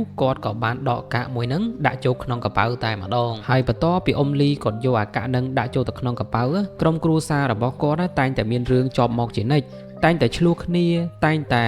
កើតនេះកើតនោះមករហូតហើយសាច់រឿងទី1យើងក៏ដល់ទីបញ្ចប់តោះឥឡូវយើងចូលទៅដល់ក្នុងសាច់រឿងទី2សាច់រឿងទី2គេនិយាយតាក់ទងទៅនឹងលោកយាយម្នាក់ដែលគាត់បាននិទានរឿងប្រាប់ទៅកាន់ចៅរបស់គាត់ដែលលោកយាយនោះគាត់មានឈ្មោះថាលោកយាយស្មីគាត់បាននិយាយថាកាលពីគាត់នៅអាយុ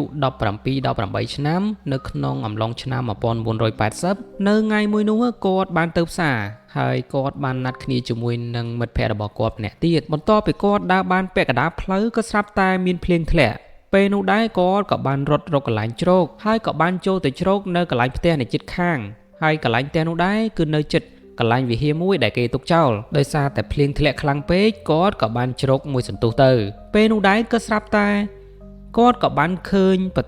នារីម្នាក់ដែលមានឈុតពណ៌ក្រហមរត់សម្ដៅមកកាន់វិហារដែលគេទុកចោលដំបូងឡើយលោកយាយរស្មីនឹងគាត់ស្មានតែម្នាក់ហ្នឹងគឺជាមិត្តភ័ក្តិរបស់គាត់ទេតើបើតែដល់ពេលមកដល់មិនមែនជាមិត្តភ័ក្តិរបស់គាត់ផងហ្នឹងពេលនោះគាត់ក៏បានឃើញថានារីម្នាក់ហ្នឹងគាត់បានឈរនៅមុខកន្លែងវិហារដែលគេទុកចោលនោះឈរមិនទាន់ជាបានប្រមាណផងក៏ស្រាប់តែមានរន្ទះមួយបានដាក់ពាំងនៅកន្លែងហ្នឹងតែម្ដងពេលនោះក៏ស្រាប់តែសំឡេងសម្រែកក៏ស្រែកឡើងនៅកន្លែងនោះលោកយាយរស្មីគាត់ចង់ទៅជួយស្ត្រីម្នាក់នោះប៉ុន្តែក៏ស្រាប់តែមានអ៊ំប្រុសម្នាក់ចាប់ដៃខាត់ទុកអ៊ំប្រុសម្នាក់ហ្នឹងបាននិយាយប្រាប់ថាកុំទៅជួយអីហើយគាត់ក៏បានប្រាប់ដែរថាបើសិនជាម្នាក់ហ្នឹងគឺជាមនុស្សធម្មតាម្លេះរន្ទះប៉ុណ្ណឹងច្បាស់ជាស្លាប់អីលោកយាយរស្មីគាត់ក៏មានជាចម្ងល់ដែរថាពិតមែនតើបើសិនជាមនុស្សធម្មតាម្លេះមិនរស់ស្រែកដល់ថ្នាក់ហ្នឹងឯងបន្តមកក៏ស្រាប់តែពួកគេទាំងពីរនេះក៏បានប្រទះឃើញថានារីម្នាក់ហ្នឹងមិនដឹងជាទៅណាបាត់នោះទេក្រោយមកពួកគាត់ទាំងពីរនេះក៏បានឃើញមានព្រលឹងអ្នកកាន់ឆ័ត្រជាច្រើននៅម្ដុំកន្លែងវិហារទាំងអស់នោះបន្ទាប់មកយើងក៏បានឃើញថាកន្លែងដែលរន្ទះត្រូវបាញ់យប៉ែមិញហ្នឹងក៏មានដូចជាអីមិនដឹងនោះទេដូចជាខួរក្បាលអញ្ចឹងដែលវាប្រៀបបានទៅនឹងកំអែភ្នំភ្លើងដែលនៅកន្លែងភ្នំណាហ ហើយសាច់រឿងទី2ក៏មានតែប៉ុណ្ណឹងចូលដល់សាច់រឿងទី3សាច់រឿងទី3គេនិយាយទាក់ទងទៅនឹងការបញ្ចុះសពជាធម្មតាយើងតែងតែបញ្ចុះសពរកតែកន្លែងណាដែលមានហុងស៊ុយជាពិសេសនឹងបងប្អូនដែលមានជាប់ខ្សែចិននឹងតែម្ដងប៉ុន្តែចម្លែកអីមានភ្នោសពមួយនឹងគាត់បានធ្វើពិធីតាមគ្រូហុងស៊ុយដែលក្រុមគ្រួសារនៃម្ចាស់ភ្នោសពនឹងគាត់បានទៅបញ្ចុះសពនៅកន្លែងក្នុងព្រៃមួយហើយបើតាមគ្រូហុងស៊ុយក៏ទាយគឺគេមានធាតុទឹកធាតុអីធាតុឈើធាតុអីចឹងណាគ្នាយើងអានឹងជាច្បាប់នៃគ្រូហុងស៊ុយខ្ញុំអត់សូវចេះនិយាយទេកន្លែងហ្នឹងបន្តមកគាត់ក៏បានទៅបញ្ចុះសពក្រុមគ្រួសាររបស់គាត់នឹងនៅកន្លែងមួយដែលមុននឹងបញ្ចុះនឹងគាត់បានជីកស្រះទឹកហ្នឹងគឺជម្រៅរាងជ្រៅផងដែរបន្តមកទៀតក៏ស្រាប់តែមានក្មេងៗចំនួន3នាក់ដែលនៅក្បែរភូមិនោះដោយសារតែរដូវហ្នឹងគឺជារដូវភ្លៀងពេលនោះដែរពួកគាត់ក៏បានទៅលេងចំនៅកន្លែងតំបន់នោះពេលនោះដែរក្មេងមួយក្នុងចំណោមក្មេង2នាក់ផ្សេងទៀតគាត់ក៏បានចុះទៅលេងទឹកមួយនោះដោយសារតែគិតថាប្រហែលជាស្រះទឹកហ្នឹងគឺវារ៉េអីហើយមើលទៅវាតំណងដែរដូចនៅក្នុងព្រៃនៅក្នុងកន្លែងមួយដែរមើលទៅគួរឲ្យចង់លេងតែម្ដងចុះទៅក៏ស្រាប់តែធ្លាក់ភ្លុងលងទឹកតែម្ដងតែសំណាងល្អដែរដោយសារតែមានអ្នកភូមិនៅក្បែរនោះជួយតន់ហើយបន្ទាប់ពីមានរឿងហេតុក្មេងលងទឹកនៅកន្លែងចិត្តកន្លែងបញ្ចុះសពហើយអ្នកភូមិនៅកន្លែងនោះក៏ប្រាប់ឲ្យម្ចាស់ភ្នោសពនឹងលុបស្រះទឹកនឹងចោលទៅហើយបន្ទាប់មកក្មេងៗទាំងអស់ហ្នឹងក៏លេងទៅហ៊ានលេងនៅកន្លែងណាដែលមិនដឹងប្រភពច្បាស់លាស់ទៀតដែរហើយគ្នាយើងអ្នកដែលគាត់ជួយចិត្តលេងនៅតំបន់ដែលយើងអត់ដឹងពីប្រភពច្បាស់លាស់អីគួរតែមានការប្រុងប្រយ័ត្នដូចជាក្មេងមួយក្រុមនេះអញ្ចឹងអត់ដឹងថាស្រះទឹកហ្នឹងជ្រៅឬមួយក៏មិនចេះតែចុះទៅលេងទៅវាអាចនឹងលងទឹកអីចឹងរឿងបន្តទៀតនេះគឺគេនិយាយទាក់ទងទៅនឹងការចាំជាតិប៉ុន្តែរូបភាពនៃ AI នេះគឺថាអត់សូវត្រូវហើយក៏អត់សូវស្អាតដែរមានបរិបម្នាក់ឈ្មោះថាសៀលីគាត់បានចេញពីធ្វើការហើយទៅលេងនៅកន្លែងមួយដែលជាស្រុកកំណើតរបស់ពូគាត់ពេលនោះដែរគាត់ក៏មានជាការយល់សពអីចម្លែកហើយក៏តែងតែឈឺក្បាលស្ពឹកក្បាលនៅកន្លែងផ្ទះមួយនោះអីចឹងណាដោយសារតែមានជាចម្ងល់ច្រើនខ្លាំងពេកគាត់ក៏បានសួរលោកពូទី3របស់គាត់ទៅគាត់បានសួរហើយនឹងប្រាប់រឿងហេតុទាំងអស់ទៅកាន់ពូទី3ថាគាត់តែងតែដេកយល់សពឃើញរូបគាត់នឹងមានគ្រោះថ្នាក់ហើយកើតរឿងហេតុចម្លែកមិនដឹងថាយល់សពនឹងគឺជាការពិតឬមួយក៏ជាអ្វីឲ្យប្រកាសនោះទេបន្តមកលោកពូទី3នឹងគាត់ក៏បានប្រាប់រឿងរ៉ាវទៅកាន់សេលីគាត់បាននិយាយរឿងរ៉ាវប្រាប់ថាប្រហែលជាឯងហ្នឹងគឺចាំជាតិហើយបន្តមកគាត់ក៏បាននិយាយរឿងរ៉ាវប្រាប់តែម្ដងគាត់ថាកាលពីទសវត្សរ៍ទី80ប្រហែលជាក្នុងឆ្នាំ1980ហើយកាលនោះដែរគឺមានកូនប្រុសគាត់ម្នាក់បានស្លាប់តាំងតែពីគេនៅក្មេងៗមកម្លេះដំបូងឡើយកូនប្រុសរបស់គាត់នឹងមានមិត្តភក្តិម្នាក់ដែលមានឈ្មោះថាហ្វៃហើយពួកគេទាំងពីរនាក់ហ្នឹងក៏បាននាំគ្នាទៅងុយទឹកលេងនៅកន្លែងមួយបន្តមកពួកគាត់ទាំងពីរនាក់ហ្នឹងក៏បានត្រូវភ្លើងឆក់ស្លាប់នៅកន្លែងអាងទឹកហ្នឹងតែម្ដងក្រោយពីពួកគេទាំងពីរនាក់ត្រូវបានស្លាប់ក្រុមគ្រួសាររបស់លោកពូទី3ក៏អត់សូវជាកាត់ទុកអីយូរដែរគាត់ក៏ចាប់ផ្ដើមបើកលក់បើកអីជាធម្មតាអញ្ចឹងណាដោយសារតែលោកពូទី3គាត់បើកហាងបាយលក់ចំណីអាហារអីចឹងទៅចំណែកឯគ្រួសាររបស់ហ្វៃវិញក៏នៅតែកើតទុកក្រៀមក្រំអីដដែលនៅថ្ងៃមួយក៏ស្រាប់តែប្អូនស្រីរបស់លីហ្វៃក៏មានអីចូលសន្ធិដ្ឋនោះទេទៅដើរទាលុយពីគេដើរទាំងយប់តែម្ដងណាគាត់ដើរស្រែកទាលុយអ្នកនេះទាលុយអ្នកនោះថាឲ្យជួយដុតប្រាក់ដុតមាសអីសងលុយគាត់វិញផងទៅដើរទាលុយពីអ្នកនេះផងអ្នកនោះផងធ្វើឲ្យអ្នកស្រុកអ្នកភូមិនឹងមានជាចម្ងល់ជាខ្លាំងរហូតដល់អ្នកស្រុកអ្នកភូមិនឹងគាត់ចាប់ផ្ដើមអុជกระดาษប្រាក់សែនអីផ្សេងទៅហើយប្អូនស្រីរបស់លីហ្វៃនឹងគាត់ក៏បានរត់ទៅកាន់ភ្នូសពរបស់បងប្រុសហើយក៏បានដេកដួលសន្លប់ទៅក្រោយពីប្អូនស្រីរបស់លីហ្វៃត្រូវបានគេជួយសង្គ្រោះគាត់ក៏បានភ្ញាក់មកជាធម្មតាវិញហើយភ្នូសពរបស់លីហ្វៃគឺត្រូវបានបញ្ចុះនៅកន្លែងវាលស្រែមួយចំណែកឯភ្នូសពរបស់កូនប្រុសរបស់គាត់នឹងគឺគាត់បានបញ្ចុះធ្វើបុណ្យយ៉ាងត្រឹមត្រូវប្រហែលជាបុណ្យកុសលរបស់គេនឹងឯងទៅបានគេនឹងកើតមកជាមនុស្សឆាប់អីចឹងអូខេអញ្ចឹងសាច់រឿងរបស់យើងមួយនេះក៏បានមកដល់ទីបញ្ចប់ផងដែរតោះបន្តសាច់រឿងបន្តទៀតសាច់រឿងនេះគេនិយាយទាក់ទងទៅនឹងបរិមម្នាក់ដែលគាត់ធ្វើការខាងដឹកជញ្ជូនអីវ៉ាន់ឲ្យគេដោយសារតែធ្វើការដឹកពេលយប់ដឹកពីមួយថ្ងៃទៅមួយថ្ងៃហត់ពេកគាត់ក៏មានជាការស្វាងភ្នែកងុយដេកមកភ្លឹបអីចឹងទៅអំឡុងពេលនោះដែរគាត់ក៏បានឃើញថ្មរមៀលធ្លាក់ពេលនោះដោយសារតែទប់ស្ថានភាពមិនជាប់គាត់ក៏បានបុកថ្មនោះហើយក៏មានជាបង្កជាការគ្រោះថ្នាក់ខូចខាតខ្លះអីចឹងទៅបន្តមកដោយសារតែឡានរបស់គាត់ខូចហើយគាត់ក៏មិនដឹងថារកជំនួយមកពីណាគាត់ក៏បាន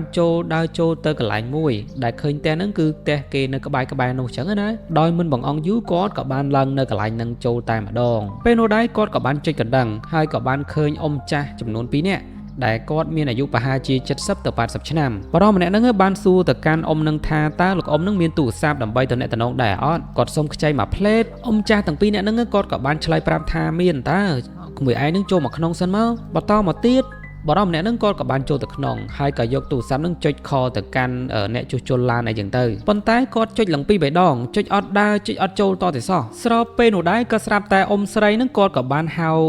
បរិមម្នាក់ហ្នឹងឲ្យញ៉ាំអីសិនទៅដោយសារតែឃ្លានដែរគាត់ក៏បានញ៉ាំអីនៅកន្លែងអ៊ំម្នាក់ហ្នឹងទៅក្រោយពីញ៉ាំអាហារអីអស់ហើយគាត់ក៏បានវិលមកកន្លែងឡានរបស់គាត់វិញពេលនោះដែរក៏ស្រាប់តែគាត់ក៏បាននឹកឃើញថាអូដូចជាភ្លេចកាបូបលុយនៅកន្លែងផ្ទះហ្នឹងបាត់ហើយគាត់ក៏បានបកទៅយកកាបូបលុយរបស់គាត់វិញរត់ទៅដល់កន្លែងផ្ទះចាស់ហ្នឹងដែរក៏ស្រាប់តែកន្លែងហ្នឹងអត់មានទ្វារអត់មានអីតទេសោះហើយផ្ទះហាក់បីដូចជាទុកចោលយូរឆ្នាំហើយអញ្ចឹងចោលហើយបរិមម្នាក់ហ្នឹងគាត់ក៏ចម្លែកក្នុងចិត្តដែ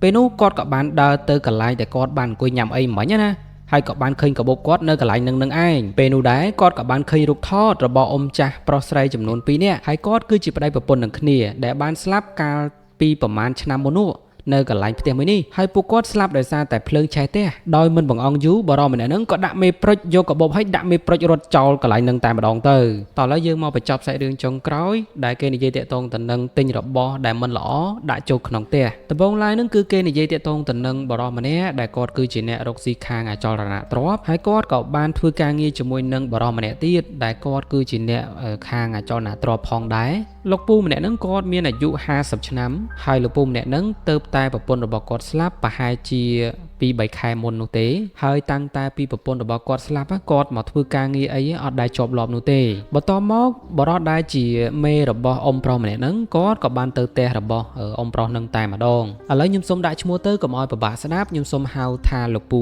A លោកពូ A ទៅចំណែកឯបរិសម្នាក់នេះខ្ញុំហៅគាត់ថាលោកប្រធានទៅលោកប្រធានហ្នឹងគាត់ក៏បានទៅផ្ទះទៅដល់ផ្ទះរបស់អ៊ំ A បន្ទាប់មកគាត់ក៏បានចុចកណ្ដឹងពេលនោះដែរក៏ស្រាប់តែឮសំឡេងស្រែកចេញមកពីក្នុងផ្ទះហើយក៏លោកអ៊ំ A នឹងគាត់ក៏ស្ទុះមកអោបជាមួយនឹងលោកប្រធានពេលនោះលោកប្រធាននឹងគាត់ក៏ភ្ញាក់ផ្អើលដែរថាមិនដឹងជាកើតអីនោះទេហេតុមិនក៏មានរបួសមានអីពេញខ្លួនអញ្ចឹងដោយមិនបង្អង់យូរលោកប្រធាននឹងគាត់ក៏បាននាំលោកពូ A នឹងទៅកាន់មន្ទីរពេទ្យដើម្បីជួយសង្គ្រោះគាត់បន្តមកទៀតលោកប្រធាននឹងគាត់ក៏បានសួរនាំទៅកាន់លោកពូ A ថាមានរឿងអីកើតឡើងបន្ទាប់មកលោកពូ A នឹងគាត់ក៏បាននិយាយរឿងរ៉ាវដំបូងប្រាប់ទៅកាន់លោកប្រធានតែម្ដងទៅគាត់ថាកាលពីប្រហែលឆ្នាំមុនហ្នឹងគឺប្រពន្ធរបស់គាត់នឹងបានទៅយករបស់អីមួយយ៉ាងទេដើម្បីជួយដល់ការរកស៊ីរបស់គាត់ហើយតាំងតែពីយករបស់នឹងមកពួកគាត់តែងតែមានរឿងជាមួយនឹងគ្នាហើយអត់ដែលសុខសាន្តនោះទេលុះដល់ប្រពន្ធរបស់គាត់មានផ្ទៃពោះហើយក៏ស្រាប់តែថ្ងៃមួយហ្នឹងក៏មានមិនដឹងជាកើតអីនោះទេប្រពន្ធរបស់គាត់ក៏បានធ្លាក់ទៅលើចណ្ដាលហើយក៏បានរលូតកូនស្លាប់ទាំងម្ដាយទាំងកូនទៅ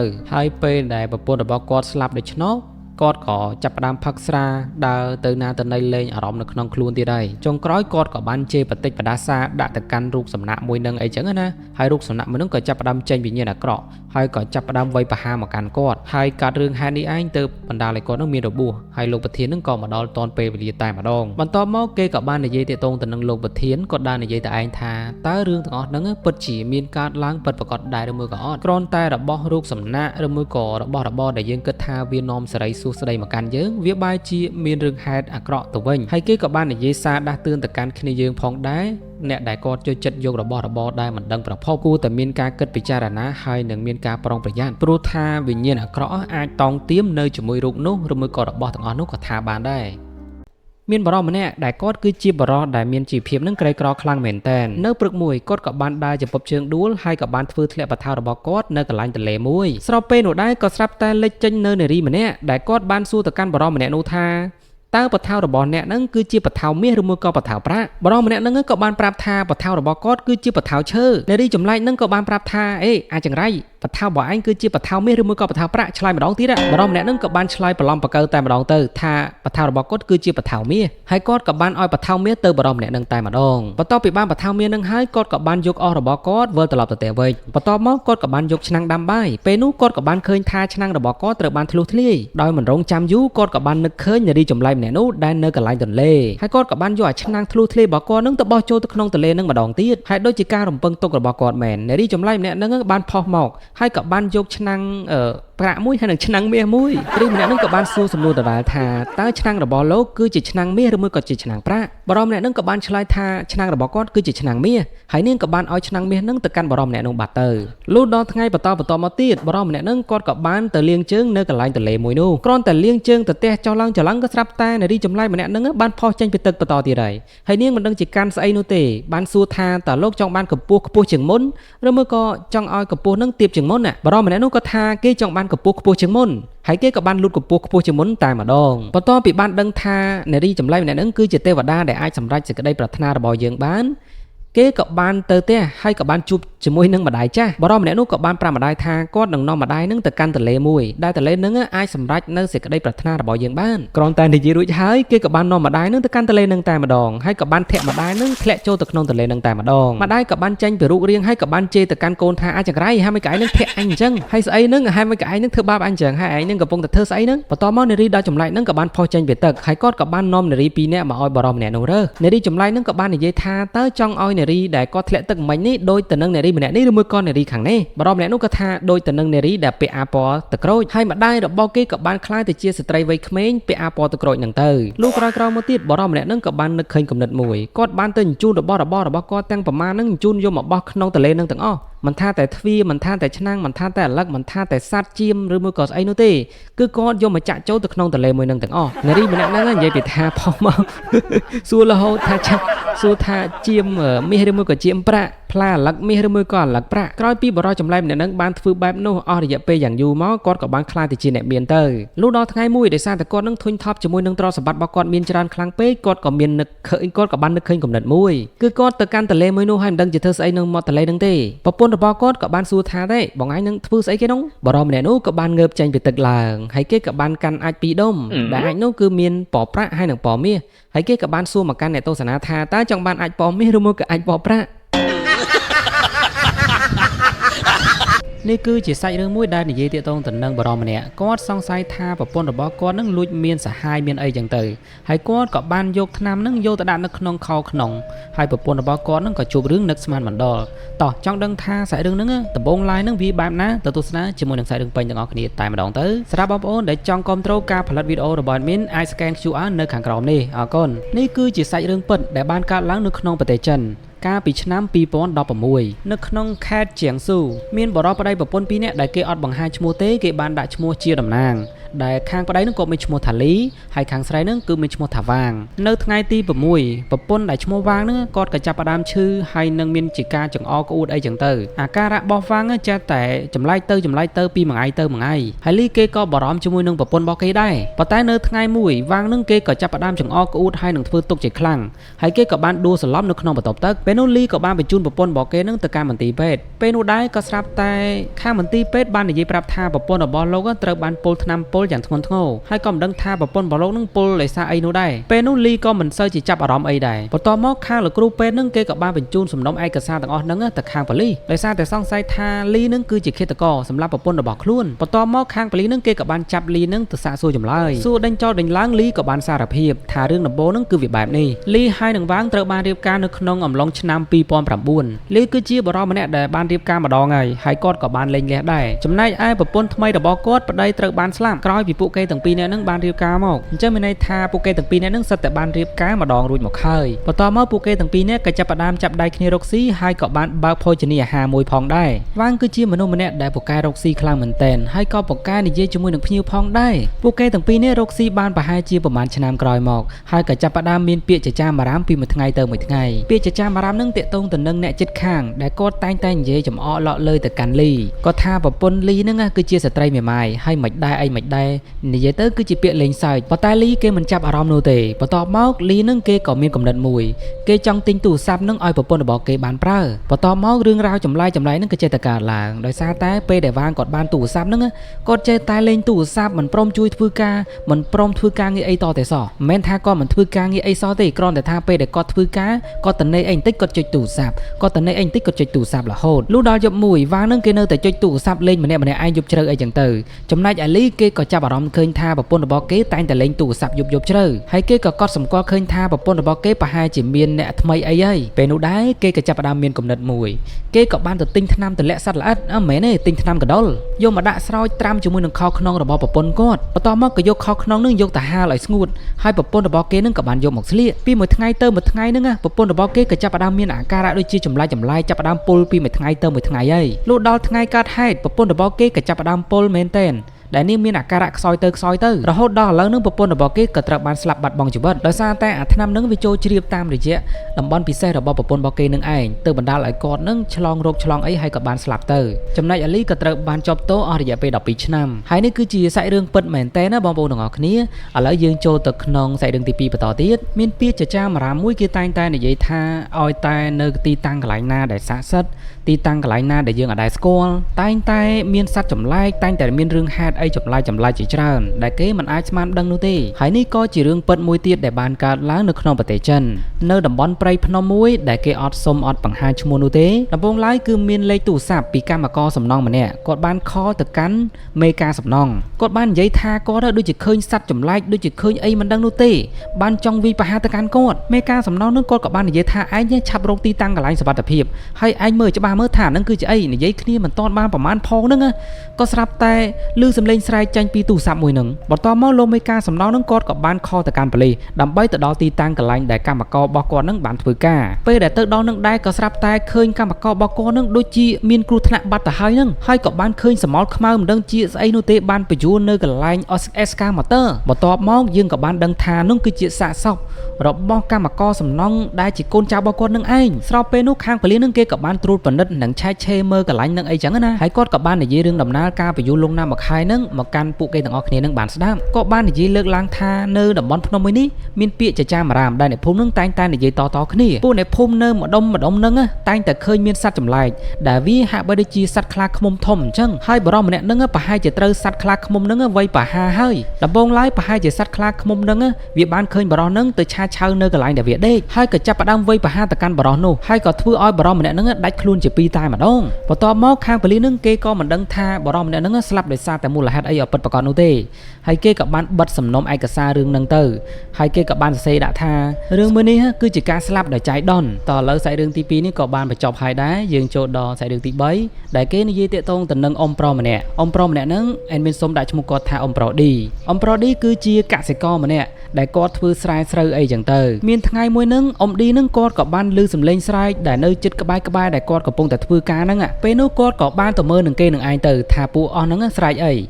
បន្ទាប់មកគាត់ក៏បានឃើញថានឹងគឺជាសត្វពស់ដែលវាគឺជាពស់ធំមែនតែនដែលមានប្រវែងរហូតដល់ជិត10ម៉ែត្រឯណោះពេលនោះក៏មានអ៊ំប្រុសម្នាក់ហ្នឹងក៏បាននិយាយថាពស់ហ្នឹងប្រហែលជាពស់ដែលមានព្រលឹងវិញ្ញាណអីហើយអញ្ចឹងយើងកុំប៉ះពាល់វាអីប៉ុន្តែអ៊ំឌីហ្នឹងគាត់អត់ជឿនោះទេគាត់ថាពស់ស្អីពស់ហ្នឹងបើសិនជាយើងយកទៅលក់ឲ្យគេយកលក់កាប់សាច់អីចឹងណាប្រហែលជាបានលុយច្រើនហើយបន្ទាប់មកពួកគាត់ទាំងអស់គ្នានឹងក៏ចាប់ផ្ដើមយកដុំថ្មហ្នឹងទៅសកាត់ពស់មួយនោះដើម្បីទុកឲ្យកុំឲ្យវារើទៅណាទៅណីអីចឹងទៅហើយអ៊ំពីរនាក់នោះក៏បាននិយាយថាចាំព្រឹកស្អែកចាំមកយកពស់ហ្នឹងមើលទៅពស់ហ្នឹងដូចជាវាទន់ខ្សោយវាមិនអាចរើថ្មហ្នឹងបានទេលុះដល់ថ្ងៃស្អែកក៏ស្រាប់តែអ៊ំពីរនាក់ហ្នឹងគាត់ក៏បានមកដល់កន្លែងហ្នឹងអីចឹងណាប៉ុន្តែបែរជាមិនឃើញពស់ធំហ្នឹងតតែសោះមិនដឹងថាពីណាគេនឹងយកពស់ហ្នឹងទៅណានោះទេហើយអ្នកដែលយកទៅហ្នឹងគឺជាអ៊ំឌីហ្នឹងឯងគាត់បានយកពស់ហ្នឹងតែម្នាក់ឯងហើយក៏បានយកទៅលក់ឲ្យអ្នកដែលគាត់ជាអ្នកធ្វើម្ហូបលីហ្នឹងចាប់ពស់មួយនឹងយកទៅលក់ហ្នឹងបានលុយច្រើនខ្លាំងណាស់ហើយគាត់ក៏បានជប់លៀងផឹកស្រាអីចឹងទៅលុះដល់ពេលយប់ក៏ស្រាប់តែអ៊ំលីហ្នឹងគាត់ក៏បានចូលសម្រាកនៅក្នុងយប់នោះក៏មានរឿងហេតុចម្លែកកើតឡើងមិនដឹងជាសម្លេងស្រែកកើតស្អីនោះទេលុះបានប្រហែលជា2-3ថ្ងៃក្រោយមកអ្នកភូមិហ្នឹងក៏ចេះតែបាត់អ៊ំឌីហ្នឹងមិនដែលឃើញចេញមកធ្វើការហើយក៏មិនដែលឃើញអ៊ំឌីចេញពីផ្ទះអីចឹងណាហើយពួកគេក៏បានគោះទ្វារមើលស្របពេលនោះដែរគេក៏បានដឹងថាអ៊ំឌីហ្នឹងត្រូវបានស្លាប់ដោយសារតែមិនដឹងជាស្អីស៊ីគាត់នោះទេអ្នកភូមិក៏និយាយពាក្យចចាមអារាមផងដែរថាអ៊ំឌីហ្នឹងប្រហែលជាត្រូវសត្វចម្លែកអីស៊ីឬមួយក៏ជាសត្វពស់អីលេបអីលុះបានប្រហែលថ្ងៃក្រោយមកបងប្អូនអ៊ំឌីហ្នឹងគេក៏បានមកធ្វើផ្ទះឲ្យអ៊ំឌីអីចឹងណាពេលនោះអ៊ំប្រុសដែរជាជាងគាត់ក៏បានឃើញអីចម្លែកនោះគឺជាសំណក់ពស់ដែលធំខ្លាំងមែនទែនអញ្ចឹងមានន័យថាមានពស់ផ្សេងមួយទៀតវាបានមកស៊ីអ៊ំឌីហើយសាច់រឿងទី3របស់យើងនេះក៏បានមកដល់ទីបញ្ចប់តឥឡូវយើងបន្តចូលដល់សាច់រឿងទី4សាច់រឿងទី4នេះអត់សូវជាវែងណាស់ណាដែរប៉ុន្តែសាច់រឿងទី5ទី6ហ្នឹងក៏វែងគួរសមតឥឡូវយើងបន្តសាច់រឿងទី4មួយសិនសាច់រឿងទី4គេនិយាយទាក់ទងទៅនឹងប្តីប្រពន្ធមួយគូដែលតែងតែឆ្លោះគ្នារហូតនៅថ្ងៃមួយប្តីប្រពន្ធមួយគូហ្នឹងក៏បានឆ្លោះគ្នាយ៉ាងខ្លាំងពេលនោះដែរប្រពន្ធក៏បាននិយាយថាចាំមើល បើសិនជាគាត់វ័យមិនឈ្នះប្តីទេគាត់នឹងតាមសម្លាប់ទោះបីជាគាត់កើតជាខ្មោចក៏ដោយក៏គាត់តាមរោរឿងប្តីរបស់គាត់ដែរលុះដល់យប់មួយក៏ស្រាប់តែប្រពន្ធរបស់គាត់នឹងក៏ចាប់ផ្ដើម kill yourself មានន័យថាគាត់ខ្លួនឯងទៅចិត្តរយចឹងទៅពេលនោះប្តីរបស់គាត់នឹងពិតជាតក់ស្លុតខ្លាំងមែនតើដោយសារតែប្រពន្ធរបស់ខ្លួនឯងនឹងគាត់ខ្លួនឯងទៅបន្តមកប្តីនឹងក៏បានពិភាក្សាជាមួយនឹងលោកអាចារ្យបានប្រាប់ថាប្រពន្ធរបស់គាត់នឹងស្លាប់អញ្ចឹងគឺសាហាវខ្លាំងណាស់អញ្ចឹងតម្រូវឲ្យឆាប់បូជាលឿនប៉ុន្តែទំនៀមទម្លាប់ចិននឹងគឺគេតែងតែយកសាកសពនឹងយកទៅបោះចោះយកទៅកប់អីចឹងទៅពេលនោះដែរអ្នកភូមិនឹងក៏ចាប់ផ្ដើមផ្សែងសាកសពនឹងយកទៅកប់ស្របពេលនោះក៏ចាប់ផ្ដើមមានរឿងចម្លែកដោយសារតែខ្មោចនឹងវាបានដូចជាចង់ចេញពីមឈូសលោកអាចារ្យនឹងក៏ចាប់ផ្ដើមបើកមើលថាតើមានរឿងអីកើតឡើងគាត់ក៏បានឃើញថាខ្មោចនឹងវាចង់ចេញពីមឈូសពិតមែនគាត់ក៏បាននិយាយបន្ថែមថាគាត់នឹងចាប់ផ្ដើមរៀបចំពិធីដោយយកជួងអីហ្នឹងទៅសង្កត់ពីលើមឈូសគាត់ក៏បាននិយាយបន្ថែមថាព្រលឹងរបស់ប្រពន្ធឯងហ្នឹងនឹងមករករឿងឯងនៅថ្ងៃណាមួយជាមិនខានទេប្តីនឹងក៏មានការភ័យខ្លាចផងដែរដោយសារតែខ្លាចប្រពន្ធនឹងមកសងសឹកសងអីចឹងទៅដោយសារតែព្រលឹងខ្មោចនឹងពិតជាពោពេញទៅដោយកំហឹងចង់ពៀមែនតើក្រោយពីបានបញ្ចុះសាកសពនឹងហើយបានប្រហែលជា3-4-5ថ្ងៃប្តីនឹងក៏ចាប់ផ្ដើមខ្លួនឯងទៅបន្តទៅទៀតហើយនៅកន្លែងដដែលអីនឹងឯងខ្ញុំមិនអាចនិយាយពាក្យពេញបានទេដោយសារតែខ្លាច Facebook អីនឹងវាចាប់ចឹងតាមតំណើសិនទៅស្ដាប់កាត់នៃខ្លួនឯងអ្នកនរគ្នាដឹងតែថាទៅបានហើយឥឡូវយើងចូលដល់សាច់រឿងទី5គេរៀងនិយាយលើកឡើងពី3រឿងហើយរៀងវែងឆ្ងាយបន្តិចគេបានលើកឡើងតាក់ទងទៅនឹងរឿងរ៉ាវនៅក្នុងមន្ទីរពេទ្យដែលគេបានបង្ហាញវីដេអូខ្លីមួយតាក់ទងទៅនឹងដែលគេបានថតបានពីកាមេរ៉ាសុវត្ថិភាពនៅក្នុងមន្ទីរពេទ្យដែលគេហាក់បីដូចជាឃើញព្រលឹងខ្មោចព្រលឹងអីចឹងណាមួយទៀតគេបាននិយាយតាក់ទងទៅនឹងអ្នកដែលគាត់បានស្លាប់ហើយក៏បានរស់ឡើងមកវិញដូចជាលោកយាយម្នាក់នេះដែរគាត់បានស្លាប់ហើយប៉ុន្តែគាត់ក៏បានរស់ឡើងមកវិញហើយគេក៏បានសួរគាត់ថាពេលដែលគាត់ស្លាប់នឹងតើគាត់នឹងបានទៅដល់ទីតាំងកន្លែងណាខ្លះលោកយាយនឹងគាត់ក៏បាននិយាយប្រាប់ថាពេលដែលគាត់បានស្លាប់នឹងគាត់បានឃើញមនុស្សចំនួន6នាក់ដែលបាននាំគាត់ទៅដល់ទីតាំងកន្លែងណាក៏មិនដឹងដែរបន្ទាប់មកគាត់ក៏បានវិលត្រឡប់មកកាន់ភពមនុស្សហើយក៏បានរស់ឡើងមកវិញអីចឹងណាបន្ទាប់មកគេក៏បានលើកនិយាយតាក់ទងទៅនឹងនៅក្នុងមន្ទីរពេទ្យដែលគេតែងតែដាក់យ័ន្តដាក់អីដើម្បីការពារព្រលឹងខ្មោចហើយជាពិសេសនៅក្នុងបន្ទប់ ICU តែម្ដងដែលមនុស្សជាច្រើននឹងក៏បានជឿថានៅក្នុងមន្ទីរពេទ្យតែងតែមានព្រលឹងតែងតែមានខ្មោចដោយសារតែមន្ទីរពេទ្យតែងតែមានមនុស្សស្លាប់មនុស្សរងរបួសអីចឹងទៅឥឡូវយើងចូលដល់សាច់រឿងរបស់យើងមួយទៀតដែលនៅក្នុងសាច់រឿងនឹងដដែលដែរទេដែលគេបានលើកនិយាយតាក់ទងទៅនឹងរឿងពិតមួយនៅក្នុងមន្ទីរពេទ្យមានអ្នកគ្រូពេទ្យម្នាក់ដែលគាត់មានឈ្មោះថាសៀវលីគាត់គឺជាអ្នកគ្រូពេទ្យដែលធ្វើការនៅវេនយប់នៅថ្ងៃមុននឹងក៏មានអ្នកគ្រោះថ្នាក់ចរាចរណ៍ម្នាក់គាត់បានគ្រោះថ្នាក់ចរាចរណ៍ហើយក៏បានចូលមកក្នុងមន្ទីរពេទ្យមួយនោះហើយក្រុមលោកគ្រូពេទ្យទាំងអស់ហ្នឹងក៏បាននាំអ្នកជំងឺហ្នឹងទៅកាន់បន្ទប់សង្គ្រោះបន្ទាន់ចំណែកឯអ្នកគ្រូសៀលីហ្នឹងគាត់អត់សូវចាប់អារម្មណ៍ជាមួយនឹងអ្នកជំងឺអីនោះទេគាត់ធ្វើការតែខាងការងាររបស់គាត់អីចឹងទៅបន្តមកខាងក្រុមលោកគ្រូពេទ្យហ្នឹងក៏បាននាំអ្នកជំងឺហ្នឹងទៅកាន់បន្ទប់ ICU ប្រហែលជាមួយសន្ទុះក្រោយមកក៏ស្រាប់តែមានបរិមម្នាក់ហ្នឹងដើរចេញពីបន្ទប់ហ្នឹងហើយដើរមកយឺតអីចឹងទៅហើយក៏បានមកនិយាយជាមួយនឹងអ្នកគ្រូសៀលីអ្នកជំងឺម្នាក់ហ្នឹងបានមកសុំបើកថ្នាំពីអ្នកគ្រូសៀលីអ្នកគ្រូសៀលីនឹងក៏អត់បានចាប់អារម្មណ៍ចាប់អីដែរពេលនោះគាត់ក៏បានសួរឈ្មោះសួរអីចឹងណាអ្នកជំងឺក៏បានប្រាប់ឈ្មោះគាត់ថាគាត់ឈ្មោះថាដុងធានបន្តមកអ្នកគ្រូសៀលីក៏ចាប់ផ្ដើមរៀបចំថ្នាំរៀបចំអីគាត់អត់គិតអីនេះទេអ្នកនរគ្នាគាត់បើកថ្នាំបើកអីគាត់សួរអីចឹងទៅក្នុងអំឡុងពេលដែលពួកគេទាំងពីរនាក់នឹងបានសន្ទនាគ្នាក៏ស្រាប់តែអ្នកគ្រូសៀលីនឹងគាត់មានអារម្មណ៍ថាដូចជាចម្លែកដោយសារតែមានក្លិនស្អុយអីមិនដឹងនោះទេអ្នកគ្រូសៀលីនឹងគាត់ស្មានតែបរិមម្នាក់នឹងអត់ធ្ងន់ធ្ងរអីចឹងណាហើយគាត់អត់ចាប់អារម្មណ៍ទេគាត់ក៏បានរោបើកថ្នាំបើកអីឲ្យអីចឹងទៅហើយគាត់ក៏ចេះតែឆ្ងល់ដែរហេតុអីបានជាអ្នកជំងឺនឹងធំក្លិនស្អុយម្ល៉េះប៉ុន្តែដោយសារតែគាត់គឺជាដុកទ័រគឺជាអ្ន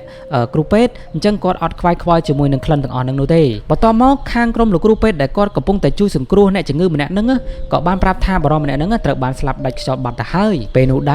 រអ្នកជំងឺហ្នឹងក៏ចាប់ផ្ដើមនិយាយខ្សោយហើយក៏អើតមុខមកពេលនោះអ្នកគ្រូសៀលីក៏បានដឹងថាអ្នកជំងឺហ្នឹងគឺគាត់បានស្លាប់បាត់បង់ជីវិតបាត់ទៅហើយគាត់ស្រែកឆោឡោឡើងស្រែករហូតទៅដល់សន្លប់ឯណោះបន្ទាប់មកខាងក្រុមលោកគ្រូពេទ្យនឹងក៏បានរត់មកជួយអីអ្នកគ្រូសៀលីនឹងទៅខាងសន្តិសុខនឹងគេក៏បានរត់មកផងដែរបន្ទាប់ពីអ្នកគ្រូសៀលីនឹងក៏បានជួបព្រឹត្តិការណ៍ខ្មោចលងនឹងហើយពេលដែលគាត់ធ្វើការនៅវេនយប់តែងតែបានឃើញខ្មោចអ៊ំប្រុសម្នាក់នឹងជាប់រហូតទៅដល់អ្នកគ្រូសៀលីនឹងគាត់ជួបជាមួយនឹងភេទផ្លូវចិត្តមានអីបើគាត់នឹងតែងតែឃើញខ្មោចអ៊ំប្រុសនឹងមករោគាត់រហូតហើយគាត់តែងតែខ្លាចរហូតទៅដល់ការជំងឺផ្លូវចិត្តអូខេសាច់រឿងរបស់យើងគឺមានតែប៉ុណ្្នឹងឯងអ្នកនរគ្នាដោយសារតែមាននឹងបានបាត់មកសាច់រឿងទៀតមិនដឹងថាមាននឹងដាក់នៅកន្លែងណាទេប៉ុន្តែយើងចាំបន្តនៅវីដេអូនៅភាគក្រោយបន្តទៀតអរគុណបាយបាយ